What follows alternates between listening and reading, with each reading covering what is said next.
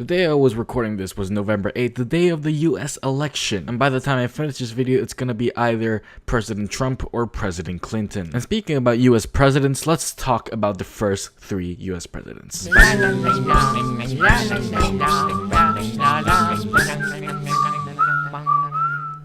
The first president of the United States was George Washington, serving from 1789 to 1797, and the vice president was John Adams. He was the commander-in-chief of the Continental Army, winning many different wars in his own style. He established Washington, D.C., being an independent politician party. Now, being the first president of a country that didn't develop much yet must be a hard thing to do, but actually, he achieved many foreign accomplishments during his time, such as the Genet Affair, when he negotiated with the French government an alliance with Britain, the Jay Treaty that settled independence issues between the Great Britain and the US, and Pinckney's Treaty, which established friendship between the US and Spain. Of course, as a president of a nation, he achieved many actions for his country as well.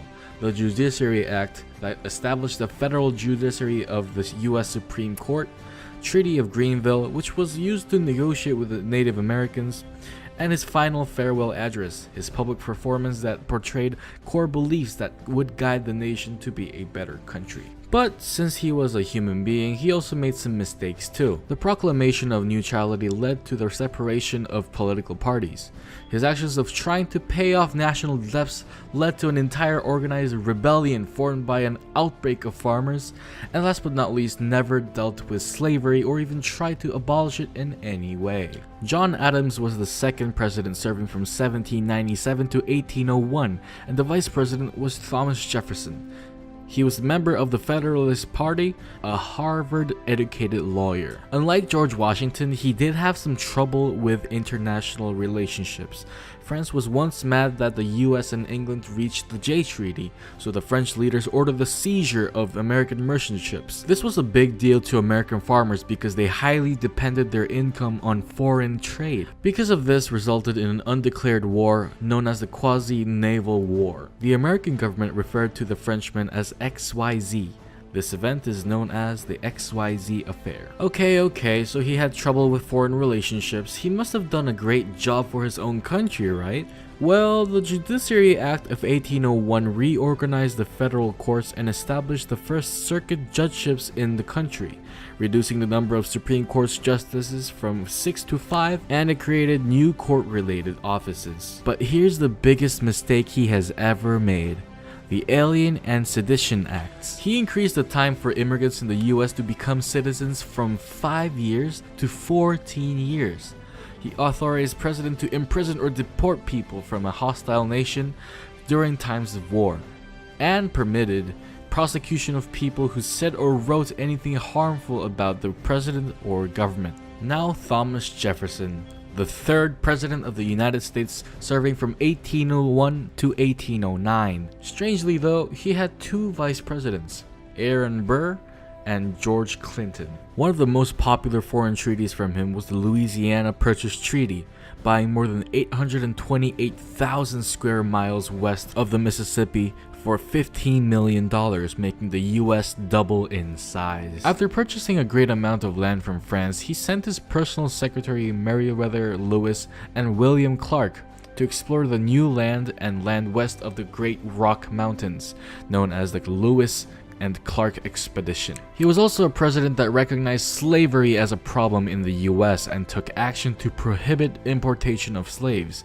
He made US federal law that says no new slaves were permitted to be imported into the US. He had failures too, but very minor compared to the last 2 presidents. The US once refused to pay North African rulers to not attack American merchant ships in the Mediterranean, and this conflict caused the Tripolitan War that lasted 4 years, from 1801 to 1805. There was also conflict between the American warships and British ships, where the British attacked the American warship and boarded the frigate. This caused an American uproar. So let's organize this a little bit by listing the 3 achievements of each president of the United States. George Washington achieved friendship with Spain, established the US Navy, and built strong relationship with Britain through Jay's Treaty. John Adams called the first special session of Congress. XYZ affair was a confrontation between the US and France and made the power to deport any citizens from hostile or dangerous countries. Thomas Jefferson doubled the size of the US territory, initiated the Lewis and Clark expedition, and prohibited importation of slaves. So which one was the best president of the United States? In our group's opinion, the most successful president was George Washington, because he achieved a lot of great connections with foreign countries through treaties and acts, and built the country strong with the US Navy, all at an early country stage as the first US president. Our least successful president was John Adams, because some of his achievements can be argued to be successful or failures to the country. He didn't build much relations with foreign countries, and the Alien and Sedition Acts prevented him from getting re-elected. So, as our last part of the project, who from these three would we nominate as President of the United States now? We decided to nominate Thomas Jefferson because of multiple reasons. His achievements like prohibiting importation of slaves shows us how he cares about current problems and takes action right away to fix it. Nowadays, problems like gun control, deportation, etc. weren't really taken care of visibly from our presidents. We think Thomas would find a solution and take action fast to solve these problems. The 21st century is an important timeline for foreign relationships.